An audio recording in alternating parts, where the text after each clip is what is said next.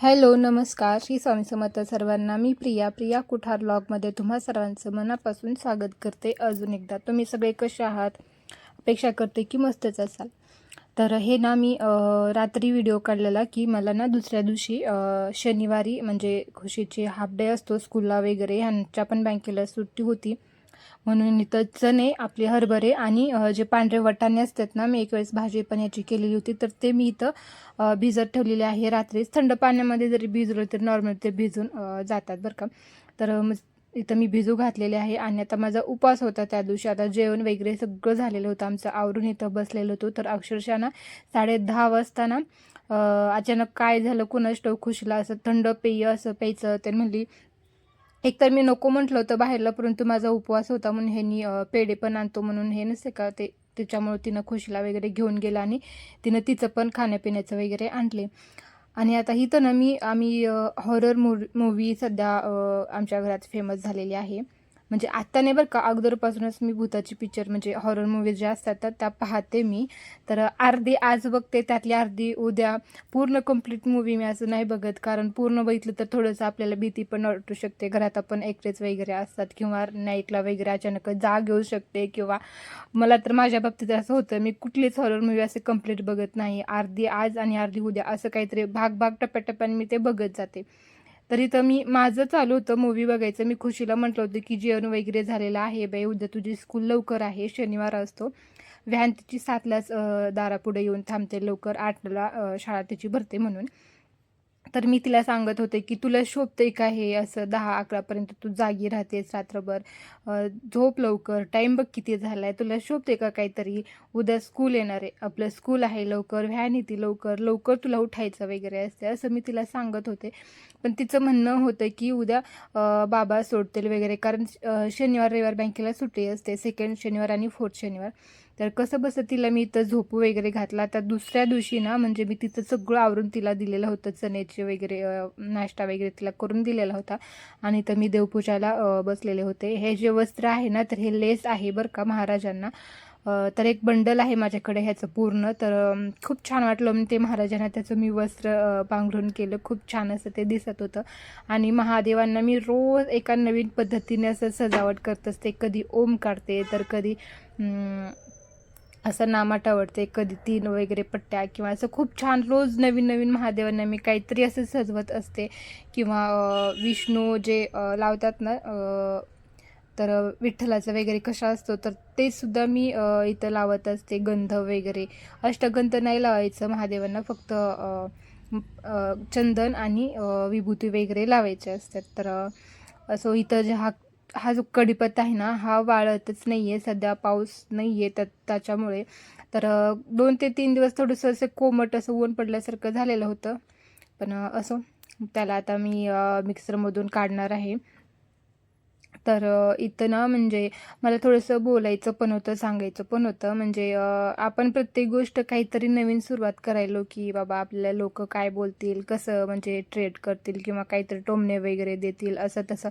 तर मी माझ्या बाबतीत सांगते, मी तर अजिबात कोणाचाही विचार करत नाही. माझं कोणाशी काहीच घेणं-देणं नाही, असं मी राहत असते. कारण माझे माहेरची 4 मंडळी, माहेरची 4 माणसं आणि सासरची 4 माणसं आहेत माझ्याजवळ, मला भास. कारण माझ्या अडीअडचणीमध्ये ना फक्त तेच माणसं येतात, बाकी कोणी शेजार-पाजार येत नाही ना, कोणीच येत नाही. म्हणून आपलं आयुष्य आपण जगायचं असतं, आपल्या पद्धतीनं जगायचं असतं, आपल्यामुळे कोणाला त्रास होणे असं जगायचं असतं. तर आणि ना मेन म्हणजे आपल्याला कुठल्या गोष्टीची आवड आहे, आपण त्या गोष्टी करायच्या. मेन म्हणजे तुम्ही घरामध्ये झाडं लावा पॉझिटिव्ह येण्यासाठी. कारण झाडं ही एक फ्रेंडसारखे असतात बरं का झाडं. आणि तसंही झाडं काय असं निर्जीव नसतात, झाडंच सजीव असतात. माणसासारखंच त्यांचंही जीवन असतं. तेही पाणी वगैरे घातलं किंवा खत-पाणी त्यांनाही दिलं तर त्यांचीही ते वाढ होऊ शकतात. ते सजीव असतात. तर त्याच्यामुळे तुम्ही झाडं लावा, किंवा आपल्या ज्या गोष्टी आपल्याला आवडत आहेत, म्हणजे कोणाला टीचिंगचं काम आवडतं, किंवा कोणाला घरकाम आवडतं, किंवा टिफिन वगैरे बनवून देणं, नसे का असं प्रत्येक गोष्ट कोणाचं काय आवडते असते ना, ते आपली गोष्ट आपण स्वतः करायची असते. तर कोणाची वाट पाहायची नाही, काय नाही, आपल्यापासूनच आपण सुरुवात करायची असते. बाबा हे न येईल माझ्या आयुष्यामध्ये, तर न येईल असं काहीतरी नवीन दिशा मला सांगून जाईल. तर क्वचित कोणाच्या आयुष्यामध्ये असं ॲक्सिडेंट घडत असतो की बाबा हा व्यक्ती आल्यानं आपलं आयुष्य बदलून गेलं, तर ते प्रत्येकाच्या आयुष्यात तसं होत नसतं. तर ती व्यक्तीच म्हणजे एक चांगली असू शकते, किंवा आपण आध्यात्मिक असेल तर आपल्या देवसुद्धा मार्गदर्शन करत असतात. घडोघडीला आपल्यासोबत चमत्कार वगैरे असं होत असतात. जर आपण जप, तप किंवा ग्रंथ वगैरे देवांचे वगैरे, ज्या देवांची आपल्याला आवड आहे त्या देवांचे तुम्ही ग्रंथ वाचा, जप, ध्यान करा. थोडंसं लवकर उठण्यास एक 5 ते फक्त एक 10 मिनटं जरी तुम्ही त्या देवांचं नामस्मरण केलं ना, भले तुम्ही अंघोळ करा किंवा न करा. आपण जेव्हा व्यायाम किंवा काहीतरी असं करायला जातो ना, तर त्यावेळेस फक्त 10 किंवा फक्त एक 5 मिनटं जरी बसून आपण केलं ना तसं, तर आपलं आयुष्य खूप छान सुंदर असं बनतं. पूर्ण एनर्जेटिक आपला दिवस जातो. म्हणजे माझ्या बाबतीत तर सध्या तेच चालू आहे बरं का. फक्त एवढंच की मी ते व्यायामाचं वगैरे मी शूट करत नाही आहे, कारण बघू मला जर जेव्हा भेटेल ना, तर मी जे काही व्यायाम वगैरे करते ना, तर मी तुम्हाला शूट म्हणजे व्हिडिओमध्ये दाखवेनच. म्हणजे काही नाही, फक्त आपल्याला लहानपणी शिकवलेल्या असतात ना कवायत जे असतात ना स्कूलमध्ये, प्रजासत्ताक दिन किंवा 15 ऑगस्ट वगैरे येतात, तर त्यावेळेस ते कवायत वगैरे शिकवत ना, तर मी तेच फॉलो करते. नवीन काहीच नाही, फक्त मोबाईलमध्ये बघणं, हे करा ते करा, अजिबात नाही. आपल्या शरीराला जे सूट होते, जे सहन होते, आपल्याला कितपत आपल्याला त्या गोष्टी करायला येतात ना, आपण तेवढंच त्या गोष्टी करायच्यात. बाबा हे केलं की असं म्हणजे मोबाईलमध्ये आजकाल खूप येत आहेत, परंतु ते स्टेप आपल्याला जमेल किंवा नाही, त्याच्यामुळे आपण सुरुवात तर एकदम साध्या गोष्टीपासूनच करायची असते. म्हणजे माझ्या बाबतीत तर तेच आहे बरं का. तर असो, फक्त माझं सांगण्याचा उद्देश तुम्हाला समजला असेल की बाबा म्हणजे द्वेष वगैरे नका करू कोणाचा, किंवा आपल्याला म्हणजे मानवी जन्म जे आहे ना ते एकदाच भेटलेला आहे, आणि आता ह्याचा पुढचा जन्म आपला आहे का नाही, किंवा आपल्याला कुठला जन्म भेटणार आहे आणखीन पुढं माहिती नाही आहे. तर असो, आपल्याला एकदाच मानवाचा जन्म मिळत असतो, तर खूप सारी माणसं जोडत राहा तुम्ही.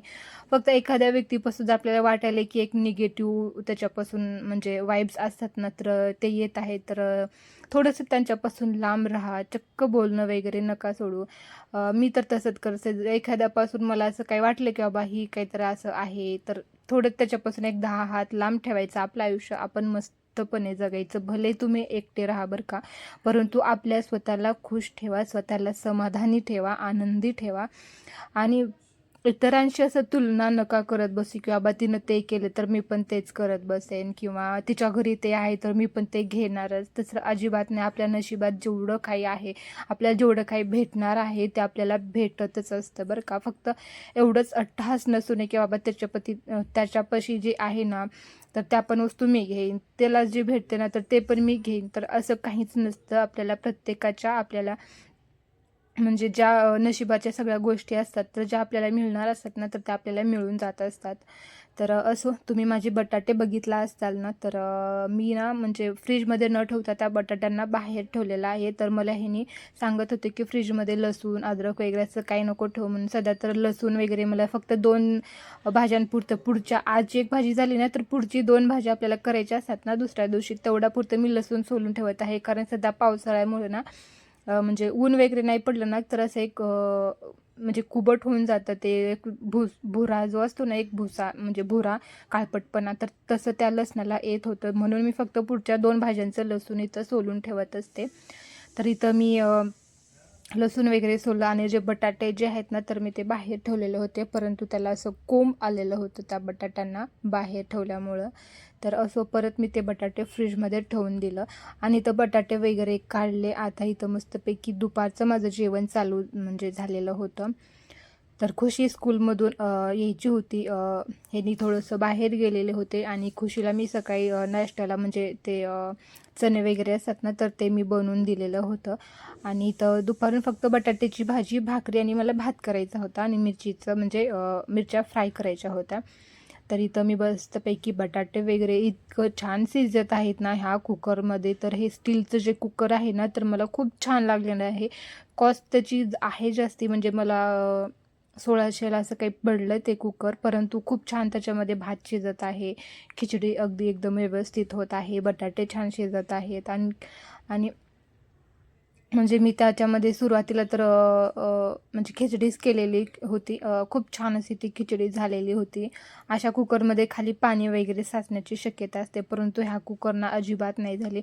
पाणी कमी टाकायचं आणि शिट्ट्या 2 ते 3 किंवा 4 जास्ती झालं तर तेवढ्या शिट्ट्यांमध्येच हे भात वगैरे सगळं शिजून निघत आहे, किंवा डाळ म्हणा, किंवा म्हणजे अगोदरच्या कुकरमध्ये ना पालक वगैरे मी लावलं ना, तर असं एक मोठा एक भरडा जसा असतो ना, तर ते तसंच ते पूर्ण माझा गरगटा तयार व्हायचा पालकाची भाजी. तर आता पूर्ण एकदम मिक्स एकदम मॅश होत आहे ह्याच्यामध्ये. खूप छान असं म्हणजे ॲटोमॅटिकली ह्याच्या शिट्ट्या होत आहेत कुकरच्या. तर अगोदरच्या कुकरच्या तशा होत नव्हत्या. मी त्याला खूप वेळेस रिपेअरिंग केलं.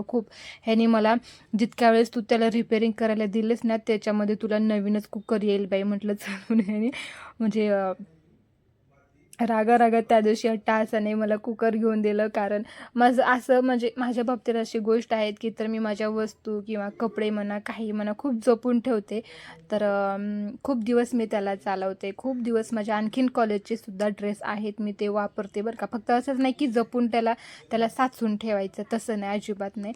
तर मी त्या वस्तू वापरते सुद्धा. माझे जे कपडे आहेत ना कॉलेज लाईफचे, म्हणजे ज्यावेळेस मी कॉलेजला जात होते त्यावेळेस मी टॉप वगैरे वापरत होते, तर ते टॉप म्हणजे आणखीन आहेत, 1-2 आहेत ड्रेसेस, किंवा म्हणजे जेवढा काही असं आपल्या वस्तू जे असतात ना, तर मी त्या खूप छान असं व्यवस्थित ठेवण्याचा प्रयत्न करते. स्वच्छ नीटनेटकेपणा ठेवत असते. म्हणजे माझ्या बाबतीत तर असं आहे की मला लवकर एखादी वस्तू कुठली ना अशी फेकून देऊ वाटत नाही, टाकून देऊ वाटत नाही. मी खूप त्या जपते. हां, फक्त एखादी वस्तू जर लागत नाही आहे, मोडकी तोडकी जर असेल ना, तर मी त्याला पटकन घराबाहेर काढत असते किंवा डस्टबिनमध्ये टाकते. किंवा दसऱ्याच्या वेळेस ना ज्या म्हणजे लेडीज फिरत असतील, म्हणजे टोपली वगैरे घालतात, त्यांना मी तसंच ते फ्रीमध्ये देऊन टाकते. म्हणजे मी खूप सारे भांडे किंवा ह्यांचे कपडे, माझे साडे वगैरे ना तसंच त्या बायकांना मी देऊन म्हणजे टाकलेले आहेत. तर असं म्हटलं त्यांना पण ते विकले किंवा काय केलं तर 4 पैसे त्यांनी पण त्यांच्याच पोटाला खाणार आहेत, म्हणून मी त्यांना तसंच फ्रीमध्ये देऊन टाकते. तर म्हणजे माझ्या बाबतीत तर असं आहे बरं का. मी कुठल्या वस्तू असं जास्ती दिवस ठेवत नाही, जर त्या मोडक्या किंवा तोडक्या असतील किंवा खराब झालेल्या असतील तर अशा. परंतु हां, एखादी वस्तू आहे ना चांगली, तर ती कधी ना कधी आपल्याला उपयोगाला येईल, म्हणून मी त्याला व्यवस्थित असं म्हणजे ठेवत असते. तर आणि हो, माझ्या बाबतीत तर आहे, ती वस्तू परत माझ्या कामाला, ती माझ्या उपयोगाला येते. तर असो, सांगण्याचा उद्देश माझा तुम्हाला समजलेला असेल की फक्त एवढंच की तुम्ही तुमच्यामध्ये खुश राहा, आनंदी राहा, हॅपी राहा, सुखी राहा, समाधानी राहा. ह्यातच आपलं आयुष्य आहे. आणि हो, आपली स्वप्न पूर्ण करत राहा. आपल्याला ज्या गोष्टी हव्या आहेत ना, त्याच्यासाठी तुम्ही थोडंसं धडपड केली तर काही हरकत नाही. तर असो, आता मी माझा व्हिडिओ इथं संपवते. तुम्हाला माझा व्हिडिओ आवडला असेल तर नक्कीच लाईक करा, शेअर करा, सबस्क्राईब करा, छान छान कमेंट करा. तर माझ्या व्हिडिओमधून तुम्हाला जर 1-2 गोष्टी जरी शिकायला भेटल्या असतील तर माझ्यासाठी ते खूप मोठी गोष्ट आहे. तर चला, आता अशात एक नवीन व्हिडिओमध्ये भेटूयात आपण आणखीन एकदा. तोपर्यंत bye, take care, Shri Swami Samarth सर्वांना.